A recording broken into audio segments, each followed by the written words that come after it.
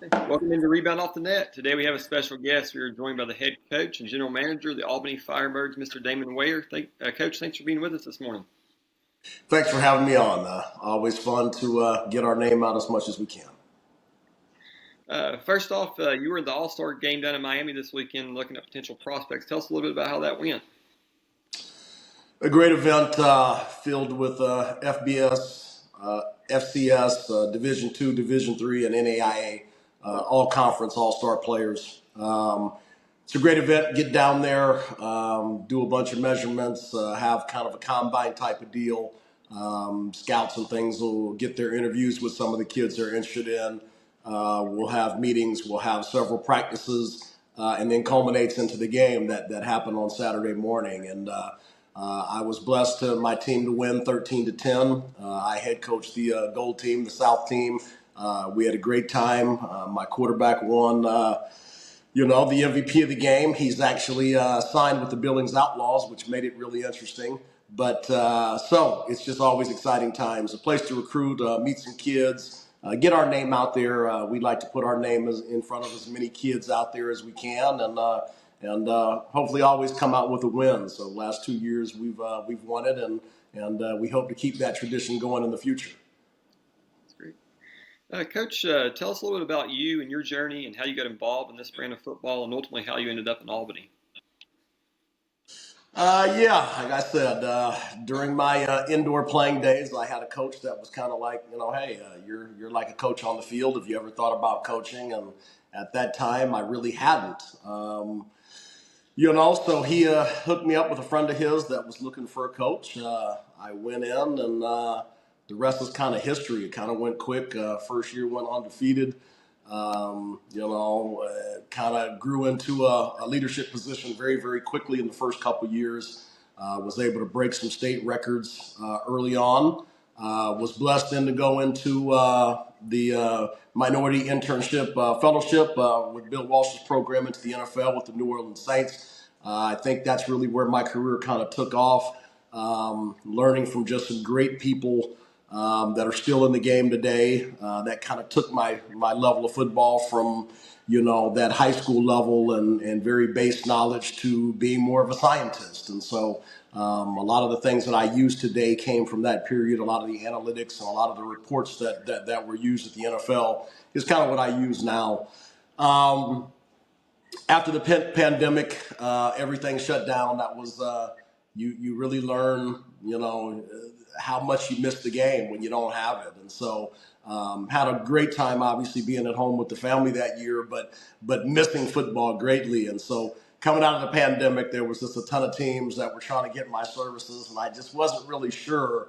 And then Albany reached out, and it was, me and my wife sat down, and it's just one of those jobs you just don't pass up. And so there's a handful of those jobs that are out there that if they call, you take it. And so it didn't take me but, probably 30 seconds of talking to the wife, and, we decided that was the place to be. Came out there. Obviously, the success has been there. My first recruit there was Darius Prince, who's been a two-time MVP for us. So obviously, again, building that connection was great. But ultimately, Albany's just become my home. My family, we all live here now at this point. But it's an organization that's just built on success. And so if you're a coach that's had a lot of success and you like those expectations, it's a place where they really do expect you to win a championship every year. And I love that kind of expectation. I mean, I'm the hardest critic on myself. So being in Albany's been a great thing, and I'm just happy to be a part of it. After the challenges of last year and all that went down, what made you want to stay in Albany? Through chaos, a lot of good can come, and it's been pretty amazing. And so, everything kind of crashed and burned last season, and it was heart-wrenching. When you've poured, almost 4 years of yourself into something and built it up and exactly the way that you want it, and then something goes wrong. It was heart-wrenching. I've not really felt that kind of pain for a game ever. It was a very odd thing, and so.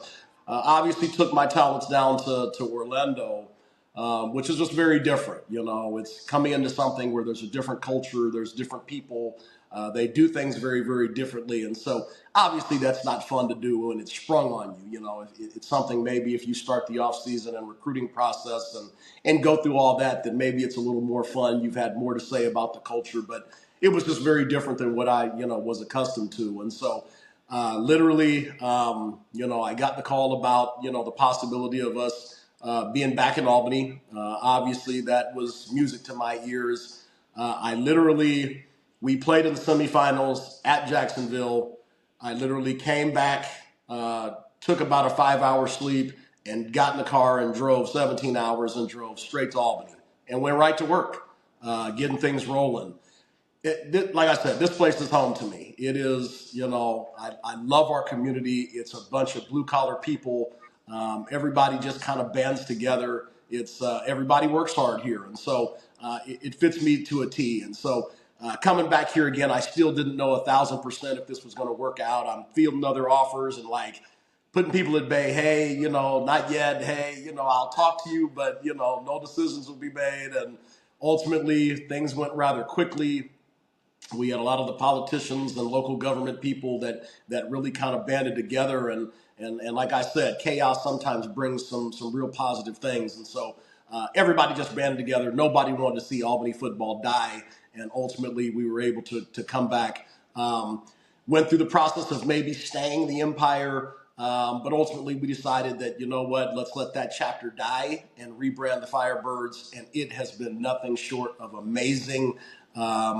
Just bringing this brand back, what it's done to our community. And so we're super excited. Can't wait for this season. And ultimately, I hope to be here another 10 years. Absolutely. How would your players describe you as a coach, and what is your coaching style and philosophy? So I'm a little bit of both. I'm a player's coach. Obviously, I can talk to them on their level, have fun, laugh and joke. We have a good time, but I'm super, super serious. As I tell them in training camp, once meetings start or once practice start, that's my time, and I don't, it's just not time to play. And so I'm going to have our team the most prepared. I don't think anybody probably puts in the amount of hours that I do every single day on the game. I'm an analytics guy, so again, I build our all of our things are based on real data, and so I think our players love it, our quarterbacks love it. It's just to be drowned in a lot of information, and so when they step on the field, they've got a great idea of what the game should be, and so we've been very successful with that approach. As I say, we work harder than everybody else. Our guys are truly, in the building at 7 a.m. and out at 2 p.m. and that's every single day. And so not a bunch of teams can definitely tell you that they work. They do a true 8 hours every single day. But we want our kids to have a true pro experience. We don't take it as a part-time job or as a minor league level of sport. We truly treat our team as it's an NFL team, and that's what made it successful. And that's what makes a lot of players want to come to this destination and be a part of it, is we put a lot of energy into it. We talked about this a little bit, but how do you think you rejuvenate what has historically been a great fan base after last season? And you think the change to the AFL and the name change both kind of help in that regard? Absolutely. So like I said, the rebrand was huge. And so, we're talking about this year is going to be the 25th anniversary of when the Firebirds beat the Orlando Predators for the championship. And so that's going to be huge. Obviously, we open up with the Orlando Predators, which makes it even more sweet, and just kind of the rivalry we have between each other.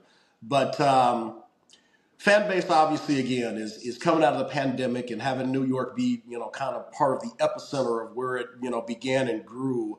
It was tough. And so coming out in 21, it was, again, we had a lot of restrictions, and that was kind of tough on the fan base. Obviously, coming back in 22, things being, less restricted, we started to see the crowd grow again, and we had some games with some really good crowds and that kind of thing. Obviously, 23, with everything that happened, I think that's where everybody realized, hey, we could easily have been without football here in Albany for a long time to come. And I think that's what's kind of energized everybody. So that's everybody in our organization, our ownership group, our coaches, our players. They realized that Albany could be gone at this point. And I think that's, Our phones have been ringing off the hook for season tickets. I think we're going to have a great season. I think we're going to get back to the old AFL, fan bases, and that's going to be super exciting. Being back in the Arena Football League again, this is an arena football town. So they're not used to any other brand but the Arena Football League. And so having that back, I think that's another step towards getting back to normal here in Albany and having those 13,000 seat, fan base cheering us on. So I'm super excited to see what we're going to be this year. Yeah, I remember that 2019 Arena Bowl and seeing the fan base, and that was a great picture to see. So hopefully we'll get back there. You all could have stayed in the NAL or joined the IFL. What made the AFL the right decision for you all, and how did you come to that decision? It was like I said, the NAL with just all the troubles and things that had happened, we knew we weren't going back to the NAL. The IFL had been in contact with us a great deal, and obviously they're a stable environment, and so again, it was something that we definitely had to think. The Arena Football League coming in as a new thing, it's, you always got to just take your time with new entities and just make sure that the vision and the culture is going in the direction that you want it to be. And so really just leading up to us rebranding and announcing the name and all those things. I mean, it was, like I said, it was back and forth between, what's best for us. Ultimately for us, we're an arena football town, and we knew if once we got the business model and we had the meetings with them and everything was on the up and up, we knew that it had the slight advantage. And so once they pulled back the curtain and kind of showed us their vision of what they were trying to do, which aligns with what we want to do. And obviously, again, we made the decision to be in the Arena Football League. What made you all decide to go back to the Firebirds name as you entered the AFL? The town. Just there's certain things that are just special. And obviously, building up the empire became a special part of the town. As we were thinking about rebranding, we're always thinking about our blue collar fan base. And so there was only two things that we could think about. We either got to buy back the IP of the empire, or we go with the Firebirds. Ultimately, we chose the Firebirds, and it has been nothing short of amazing. Just the reaction to fans, to people, to businesses. I mean, literally, I've talked to people that teared up for us being back to Firebirds. It's been amazing. So we're super excited about rebranding. Firebirds are here to stay, and again, we want to be here for the foreseeable future. Yeah, I like the old AFL names coming back, so I really liked when I heard the Firebirds are coming back. What are your thoughts on the finalized version of your all schedule that we finally got? How did you think the league did with your all schedule? I let the league handle those things, travel and logistics and stadiums and all those things. And so that's something just above my pay grade. For me, it's whatever you send to me. We're going to be ready to go. Just let me know so I can get things figured out on our end and the logistics of it. But we're happy with the schedule. Obviously, our conference being Philadelphia, Nashville, and Minnesota. We just thought with having all those old names together, it's a real cool thing for our division is three of those teams having a long time presence in the Arena Football League. So that's very exciting. And so like I said, we're genuinely happy with our conference, with who we're facing, and obviously again just who we're facing during the season. So we're just excited to get ready to go. April can't come fast enough, and we look forward to training camp. Kind of with that, you're going to have probably some national TV games. What does that mean for your city and your team? Anytime you can be on national TV and spread your brand, obviously that's a good thing for the league. It's a good thing for us as a brand, especially in the rebrand process. So we're super excited. We can't wait for all the network partners to be announced. The crowd is going to be super excited once those brands are put out there public, and we just can't wait for the announcement. Tell us a little bit about your coaching staff. You bringing some guys back from last year, and kind of where is things with that right now? So, we made Dwayne Hollis our defensive coordinator, and he's been kind of our coach on the field for the last several years. Obviously, a great career being a defensive player of the year with the Philadelphia Soul. I mean, he's been ready for this step for a long time, and so. going through the process of this, between last year and this year, and making that decision to come off the field and put the polo shirt on, it's something I enjoy. I enjoy coaching coaches as well. And so, I really do enjoy that process of bringing on younger coaches and kind of helping them move up, and kind of the way the NFL does with different coaches and their trees of people that have been under them. I enjoy that process. And so, we talked every day, just leading up to whether he wanted to come back as a player, or whether he was ready to step off the field. And ultimately for his decision was just, hey, I've done everything that I can do on a field. I'm ready to be off the field with the polo shirt and see what I can do there. So I'll be with him every step of the way, teach him as much as I can, and add that to what he already knows about the game. So super excited to see what he's going to do this year. Obviously brought back, Brandon Cisse. He'll be helping in the trenches. Again, another person that's just meant a lot to this organization. He's been through every year of the Empire, and so bringing back some familiar faces is always a good thing. Our crowd is used to these guys, and so me helping them just grow from being a player to a coach is going to be a very fun thing. And so I'm super excited about having those guys by my side this year. You all have had a lot of great signings. Where are things at with your recruitment of players right now? How far do you got to go? And what are your thoughts about some of the guys that you've been able to bring in? We're super excited about the team we've recruited. I don't think anybody can deny, if they go down through the people that we've recruited, that we're definitely one of the best teams in the country.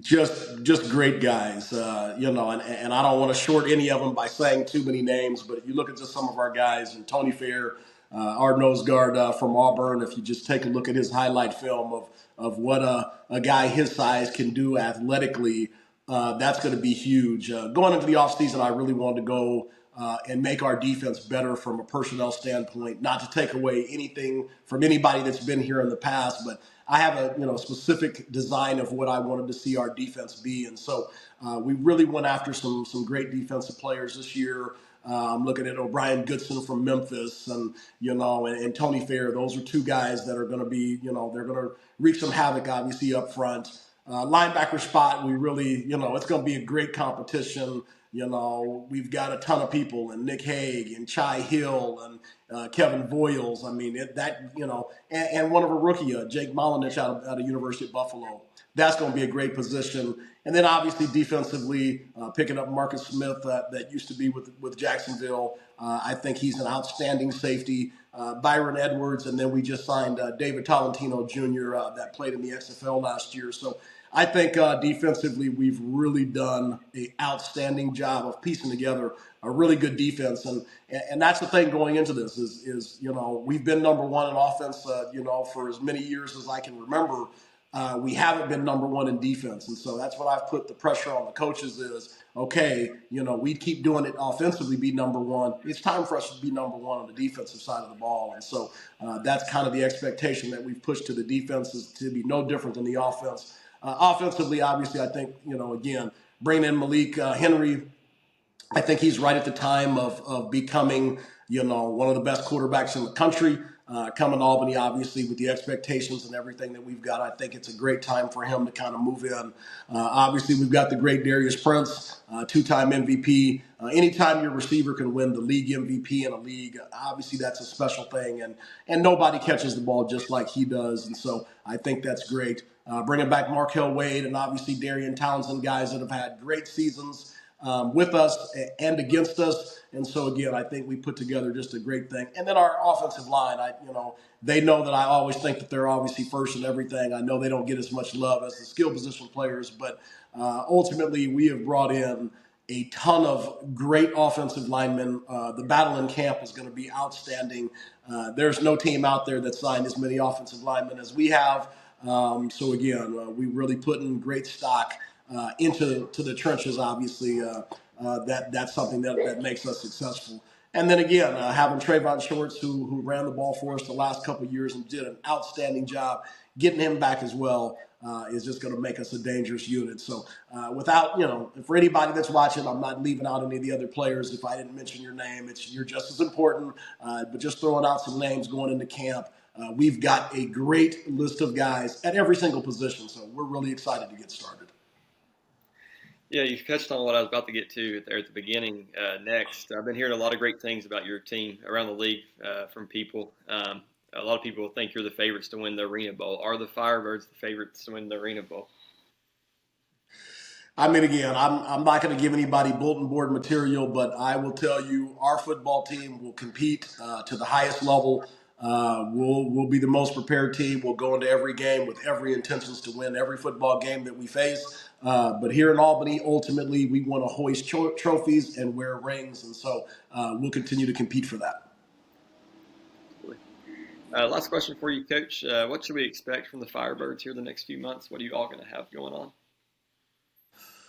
A ton of community stuff. We'll be out in the community big. Obviously, continue to sell our season tickets and get our fan base to where it needs to be. Out there, again, selling sponsorships and anybody that's looking for a way to add your brand to what the Firebirds do, obviously get in contact with us. Ultimately, we'll start some Zoom meetings with our players and coaches and get those things dialed in. And ultimately, it just kind of, now that we're in 2024, it's just a couple months away from training camp. So we'll finish designing exactly what we're going to do for training camp, get all our players ready and situated on coming into town and helping them with that process. And ultimately, it's just fine-tuning everything that we've got going on and getting ready to compete. And like I've told every player, you come to Albany because you want to win a championship, so leave everything behind, get your life in order, and get ready to put everything that you've got into this team because that's what we do here, and let's go compete for a championship.